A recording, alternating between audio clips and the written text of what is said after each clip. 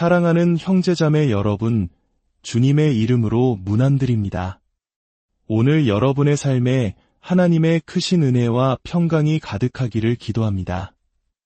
우리가 함께 나눌 이 귀한 말씀이 더 많은 영혼에게 전달되어 하나님의 나라가 확장될 수 있도록 잠시 시간을 내어 구독과 좋아요를 눌러주시면 감사하겠습니다.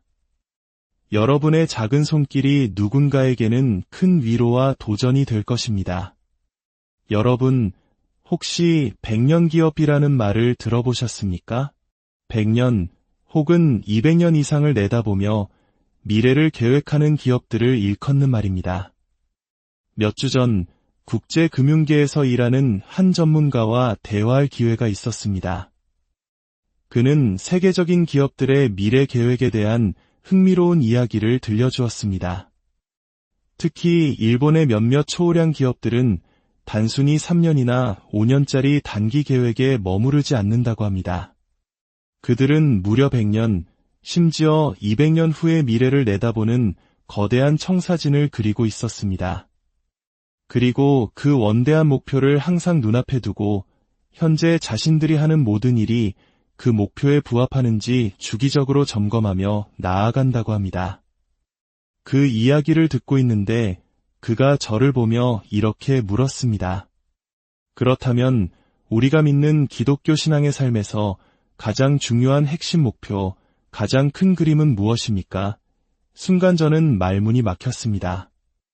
가장 큰 그림이 무엇이냐는 그의 질문은 제 어린 시절의 기억 하나를 떠오르게 했습니다. 제가 어릴 적 무언가 잘못을 저질렀을 때 어머니께서 허리에 손을 얹고 저를 가리키며 말씀하시던 그 목소리 말입니다. 너 도대체 무슨 생각으로 그런 거니? 물론 어머니의 그 질문은 제 삶의 궁극적인 목적을 묻는 철학적인 질문이 아니었습니다. 내가 지금 한 행동은 도저히 정당화될 수 없다는 강력한 질책이었죠.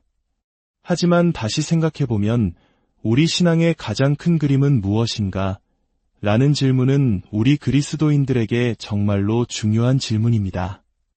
우리는 수많은 설교를 듣고 성경을 읽고 때로는 복잡한 신학의 세부 사항들 속에서 길을 잃기도 합니다. 그럴 때마다 우리는 이 모든 것들을 관통하는 단 하나의 핵심, 기독교 신앙의 진정한 본질이 무엇인지 알고 싶다는 갈망을 느낍니다. 오늘 저는 그 질문에 대한 답을 16세기 종교개혁 시대에서 찾아보려 합니다. 당시 마르틴 루터와 같은 종교개혁가들은 세상에 자신들의 신앙의 본질이 무엇인지 분명하게 정의해야만 했습니다. 수많은 고민과 결정화 과정을 거쳐 그들은 라틴어로 된 한문구로 그 핵심을 표현했습니다. 루터가 기독교인의 삶의 정수를 선포하기 위해 자주 사용했던 그 표현은 바로 코람데오입니다. 코람데오. 조금은 낯설게 들리실 수도 있겠습니다. 이 말은 문자적으로 하나님의 얼굴 앞에서 라는 뜻입니다. 루터가 말하고자 했던 것은 간단했습니다. 그리스도인의 삶이란 인생의 모든 순간을 하나님의 면전에서 그분의 임재 안에서 살아가는 것을 의미한다는 것입니다. 우리는 때때로 하나님이 아닌 다른 사람이라는 관객을 의식하며 살아갑니다. 다른 사람의 인정이나 칭찬을 갈망하며 행동하는 것이죠. 그래서 아무도 보지 않는 은밀한 곳에서의 우리의 모습은 사람들 앞에서의 모습과 다를 때가 많습니다. 성경에 나오는 탕자를 생각해 보십시오. 그는 아버지에게 유산을 미리 달라고 졸라 그 돈을 가지고 먼 나라로 떠났습니다. 왜 하필 먼 나라였을까요? 그곳에서는 아무도 자신을 알지 못하고 누구의 시선도 의식할 필요가 없었기 때문입니다. 자신의 행동을 비난할지도 모르는 사람들의 감시에서 벗어나고 싶었던 것입니다. 하지만 루터는 말합니다. 그리스도인은 어둠 속에 숨어 비밀스러운 사생활을 즐기는 사람이 아니라고 말입니다. 친구나 권위자들의 시선을 피하는 삶이 아니라 모든 삶이 하나님 앞에 투명하게 열려있는 삶, 바로 하나님의 얼굴 앞에서 매 순간 하나님을 의식하며 살아가는 삶을 살아야 한다는 것입니다. 이 코람데오라는 큰 그림에 두 가지 중요한 개념을 더할 수 있습니다. 바로 하나님의 권위 아래서 그리고 하나님의 영광을 위하여입니다. 다시 한번 정리해 보겠습니다. 기독교 신앙의 가장 큰 그림, 코람데오의 삶이란 당신의 모든 삶을 하나님의 임재 안에서, 하나님의 권위 아래서, 그리고 하나님의 명예와 영광을 위하여 살아가는 것입니다. 이것이 바로 신앙생활의 전부입니다. 예수님께서는 이를 간결하게 이렇게 말씀하셨습니다. 너희가 나를 사랑하면 나의 계명을 지키리라. 즉, 나를 기쁘게 하고 싶다면 내가 너희에게 명한 것을 행하라는 뜻입니다. 하지만 솔직히 말해 이런 삶은 너무나 이상적으로 들립니다. 우리 중 그 누구도 매 순간 하나님의 임재를 의식하며 살아가지는 못합니다. 또한 우리가 하는 모든 일이 하나님의 권위에 순종하고 그분의 영광만을 위해 행해진다고 자신 있게 말할 수 있는 사람도 없습니다. 우리는 예배나 수련회에서 뜨거운 감동을 받고 하나님, 제 삶은 주님의 것입니다. 제 마음을 제단에 드립니다. 주님을 기쁘시게 하며 살겠습니다. 라고 서원하기도 합니다.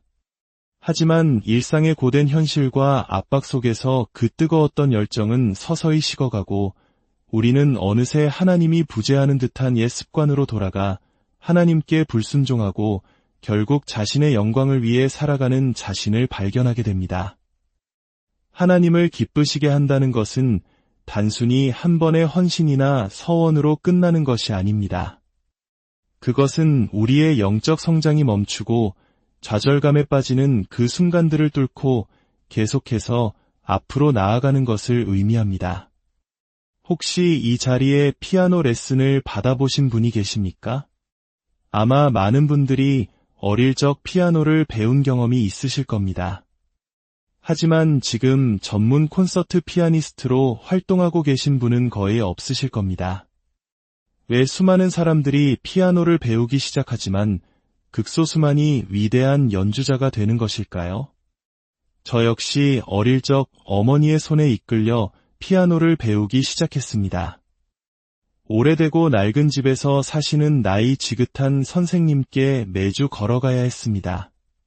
처음에는 정말 쉬웠습니다. 교재 첫 장에 나오는 가온도를 오른손 검지로 누르며 나는 도를 치지요 라고 노래하는 것은 식은 죽 먹기였습니다. 저는 금세 피아노에 흥미를 느꼈고 몇 주 만에 초급 교재의 절반을 끝내버렸습니다. 스스로 위대한 피아니스트가 될 것이라는 환상에 빠졌죠. 하지만 5년 후 저는 피아노를 그만두었습니다. 겨우 중급 교재의 중간쯤에서 멈춰버린 것입니다. 제 피아노 실력은 더 이상 늘지 않았습니다. 어려운 구간에 부딪히자 저는 한계에 도달했다고 느끼고 포기해버렸습니다. 이렇게 무언가를 배우거나 성취하려 할 때 우리는 처음에는 열정적으로 시작하지만 장애물을 만나거나 성장이 멈추는 정체기에 이르면 쉽게 그만두는 경향이 있습니다. 세월이 흘러 결혼 후 신학교에 다닐 때 저는 다시 피아노를 배우고 싶은 열망에 사로잡혔습니다. 당시 쇼팽의 야상곡에 깊이 빠져 있었기 때문입니다. 저는 새로운 선생님을 찾아가 다짜고짜 쇼팽의 야상곡을 배우고 싶다고 말했습니다. 선생님은 웃으며 말씀하셨습니다. 그 곡을 연주하려면 적어도 고급 과정은 마쳐야 해요. 지금 수준에서는 불가능합니다. 차근차근 기초부터 다시 쌓아서 몇 년 후에 도전해 봅시다. 하지만 저는 고집을 부렸습니다. 아니에요, 선생님. 저는 지금 당장 배우고 싶어요. 결국 선생님은 제 고집을 꺾지 못하고 한 가지 제안을 하셨습니다. 야상곡을 배우게 해주는 대신 기초 연습을 병행하겠다고 약속하라는 것이었습니다. 저는 그 곡의 첫 마디를 익히는 데만 일주일을 꼬박 보냈고 6개월이 지나서야 겨우 한 곡을 연주할 수 있게 되었습니다. 제가 피아노를 배우며 깨달은 인생의 교훈은 이것입니다. 어떤 분야에서든 발전을 이루기 위해서는 우리를 마비시키는 듯한 그 정체기를 인내하며 돌파해야만 한다는 것입니다. 그 장애물을 넘어서야만 앞으로 나아갈 수 있습니다. 이것이 하나님을 기쁘시게 하는 것과 무슨 관련이 있을까요? 우리 모두가 콘서트 피아니스트가 될 필요는 없지만 우리 모두는 하나님을 기쁘시게 하도록 부름받은 존재입니다. 예수님께서는 제자들에게 먼저 그의 나라와 그의 의를 구하라. 그리하면 이 모든 것을 너희에게 더하시리라고 말씀하시며 그리스도인의 삶의 최우선 순위를 가르쳐 주셨습니다. 또한 예수님께서는 하나님 나라에 대해 이렇게 말씀하셨습니다. 하나님의 나라는 침노를 당하나니 침노하는 자는 빼앗느니라. 이 말씀은 하나님을 기쁘시게 하는 일에 진심인 사람들은 결코 안일하거나 가벼운 태도로 하나님 나라를 추구하지 않는다는 것을 의미합니다. 그들은 마치 적의 성벽을 향해 돌격하여 기어코 함락시키고 많은 용사들처럼 열정적으로 하나님 나라를 향해 나아갑니다. 예수님께서는 하나님 나라를 여러 비유로 설명하셨습니다. 잃어버린 동전 한 입을 찾기 위해 온 집안을 쓸고 등불을 켜서 샅샅이 뒤지는 여인의 비유, 세상에서 가장 값진 진주를 발견하고 자신의 모든 소유를 팔아 그 진주를 사는 상인의 비유, 그리고 우리가 잘 아는 탕자의 비유가 있습니다. 집을 나갔던 아들이 모든 것을 잃고 돼지우리에서 비참하게 살다가 누더기를 걸친 채 고개를 숙이고 집으로 돌아옵니다. 아들이 아직 멀리 있는데 아버지가 먼저 그를 알아보고 달려나갑니다. 당시 유대 사회의 족장들은 긴 옷을 입었기에 뛰는 것은 채통 없는 행동이었습니다. 하지만 아버지는 체면도 잊은 채 맨발로 달려가 아들을 끌어안고 입을 맞춥니다. 그리고 하인들에게 가장 좋은 옷을 입히고 가락지를 끼우고 살찐 송아지를 잡아 잔치를 벌이라고 명합니다. 내 아들은 죽었다가 다시 살아났으며 내가 잃었다가 다시 얻었노라. 이 모든 비유들은 우리가 하나님 나라를 구하는 데 있어 얼마나 열정적이고 절박해야 하는지를 강조합니다. 우리의 영적 성장이 멈추는 그 정체기를 뚫고 나아가기 위해 모든 것을 쏟아부어야 한다는 것입니다. 그리스도인 여러분, 처음 신앙을 가졌을 때의 그 뜨거움과 열정을 기억하십니까? 만나는 사람마다 예수님에 대해 이야기하고 싶어 안달이 났던 그 시절 말입니다. 하지만 시간이 흐르면서 우리의 열정은 식고 우리는 세상과 타협하는 법을 배우며 목표를 하향 조정합니다. 성경을 창세기부터 통독하겠다고 결심했지만 출애굽기를 지나 레위기의 복잡한 율법에 부딪혀 포기했던 경험이 누구에게나 있을 것입니다. 우리는 시작은 잘하지만 끝을 맺지 못하는 경우가 너무나 많습니다. 사랑하는 여러분, 하나님을 기쁘시게 하는 사람은 끝까지 가는 사람입니다. 매일 나라의 임하옵시며 라고 기도하며 인생의 시작뿐만 아니라 삶 전체를 통해 하나님의 나라를 구하는 사람입니다. 영적 성장의 정체기에 갇혔을 때 우리는 그 정체기 너머에 있는 성숙한 스승에게 나아가야 합니다. 그분은 우리를 그 문턱 넘어 새로운 자유의 세계로 인도해 주실 것입니다. 마지막으로 한 가지 이야기를 들려드리고 싶습니다. 제가 어릴 적 보았던 로빈 후드 영화 이야기입니다. 이야기의 배경은 이렇습니다. 나라의 진정한 왕인 리처드 왕이 먼 길을 떠나자 그의 사악한 동생 존 왕자가 왕위를 찬탈합니다. 리처드 왕에게 충성을 바치는 로빈 후드는 부하들과 함께 숲에 숨어 지내며 찬탈자인 존 왕자에게 굴복하지 않습니다. 그의 삶의 목적은 오직 하나, 비록 지금은 멀리 계시지만 언젠가 돌아오실 진정한 왕, 리처드 왕을 기쁘게 하는 것입니다. 마침내 영화의 마지막, 리처드 왕이 돌아와 끝까지 충성을 지킨 로빈 후드에게 기사자기를 내리며 그를 높여줍니다. 로빈 후드의 삶은 코람데오의 삶이 무엇인지 보여주는 완벽한 비유입니다. 그는 보이지 않는 왕의 임재 안에서 그 왕의 권위 아래서 그 왕의 명예와 영광을 위해 살았습니다. 우리 그리스도인의 소명도 이와 같습니다.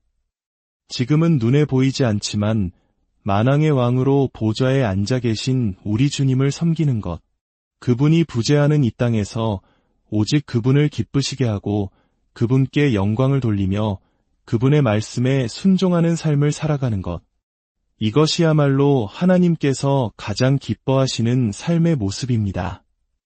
오늘 하루, 그리고 여러분의 남은 모든 생애가 바로 이 코람데오, 하나님 앞에서 살아가는 복된 삶이 되기를 주님의 이름으로